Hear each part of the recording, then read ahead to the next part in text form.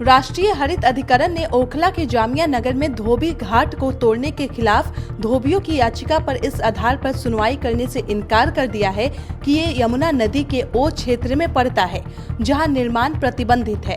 NGT अध्यक्ष न्यायमूर्ति आदर्श कुमार गोयल की अध्यक्षता वाले पीठ ने कहा कि यमुना के किनारे वाले हिस्से के संरक्षण के लिए उठाए गए कदम संतोषजनक है और अतिक्रमण काफी ज्यादा है।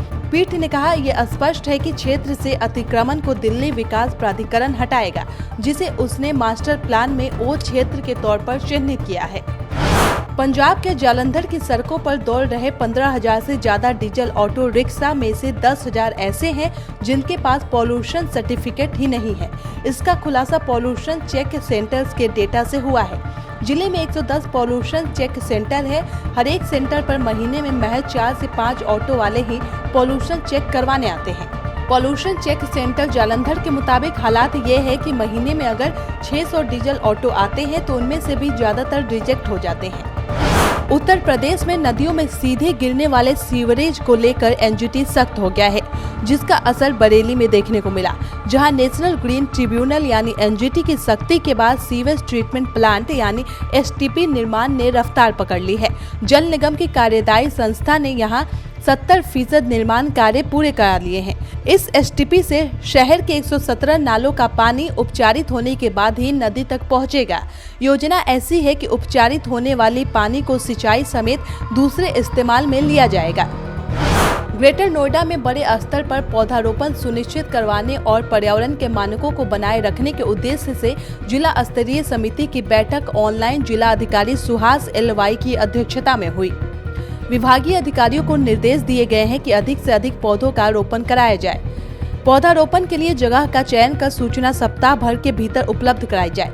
दादरी ब्लॉक के अंतर्गत ग्राम सभा ऊंचा अमीरपुर में ग्राम समाज की जमीन पर लगे काफी पेड़ काटे गए थे। इस पर जिलाधिकारी ने कड़ी नाराजगी जताई है।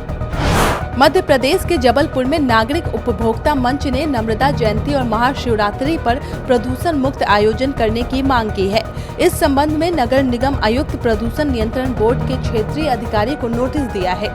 नोटिस में लिखा गया है कि नर्मदा जयंती और महाशिवरात्रि पर नर्मदा तट पर हजारों की संख्या में श्रद्धालु पूजन पाठ करते हैं।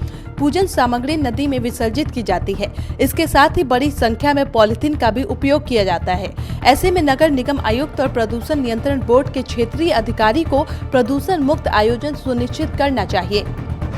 स्वास्थ्य मंत्रालय द्वारा जारी आंकड़ों के मुताबिक देश में बीते 24 घंटे में 12,408 नए मामले सामने आए हैं और इस दौरान 120 लोगों की मौत हो गई। इसके साथ ही संक्रमण से कुल मरने वालों की संख्या बढ़कर 1,54,823 हो गई है। देश में संक्रमितों की कुल संख्या बढ़कर 1,08,02,500 के पार हो गई है। पिछले 24 घंटों में 15,853 मरीज ठीक हुए हैं। अब तक कुल संक्रमितों में से 1,04,96,308 लोग स्वस्थ हो चुके हैं। चीन के जिन गुफाओं में रहने वाले चमगादड़ों के कारण पूरी दुनिया में कोरोना फैला, विश्व स्वास्थ्य संगठन उसकी जांच की मांग कर रहा है। चीन के वुहान में स्थित गुफाओं में विश्व स्वास्थ्य संगठन की एक टीम अब भी जांच कर रही है। ये टीम कोरोना वायरस के फैलने से संबंधित जेनेटिक सबूतों की खोज कर रही है। इसके बावजूद टीम के एक सदस्य ने कहा है, हमें चीन की बाकी ऐसी संभावित गुफाओं की जांच करनी चाहिए जहां से संक्रमण फैलने का खतरा हो। उत्तर भारत के कई राज्यों में मौसम ने फिर करवट ली है। दिल्ली, पूर्वी उत्तर प्रदेश, उत्तरी मध्य प्रदेश, बिहार और उत्तरी छत्तीसगढ़ में आज बिजली गिरने के साथ ही बारिश होने की उम्मीद है। उत्तर प्रदेश और मध्य प्रदेश के कुछ क्षेत्रों में ओलावृष्टि की भी संभावना जताई गई है। गुरुवार को राजधानी दिल्ली में भी हल्की बारिश होने से तापमान में मामूली गिरावट दर्ज की गई है। वहीं शुक्रवार के दिन बारिश के साथ ओले गिरने की भी संभावना बनी हुई है।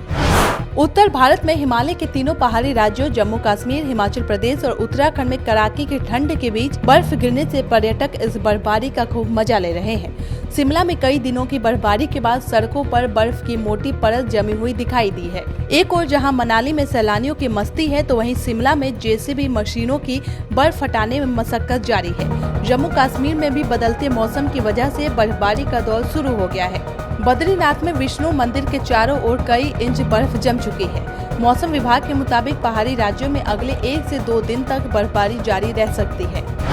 झारखंड की राजधानी रांची और आसपास के इलाकों में शुक्रवार सुबह से मौसम साफ दिख रहा है। हालांकि दक्षिण पश्चिम हवाओं के कारण लोगों को कनकनी महसूस होती रही।